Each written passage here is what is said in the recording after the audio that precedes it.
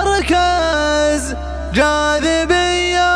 قناة بندغلتين. على طاري جمالك يا قايد المزايين، على طاري جمالك يا قايد المزايين، يا قايد المزايين، تزاحم في وصوفك حروف الابجدية. انا ابدا منين ولا وش اكتب العناوين، انا اول مرة احتار وسجلها قضية، وسجلها قضية. هلا يا الفاتن اللي جماله في المزايين، تصدر للزعامة وحاز الأولوية، ورجح له كل ميزان في عدل الموازين. يا بنت مهات جسدها للهوية، جسدها للهوية، جسدها للهوية. لها خد من الورد الأحمر والشفاتين، شفق شمس نهاها الغياب وبان ليا، وعين كحلها الرمش، وعين كحلها الرمش.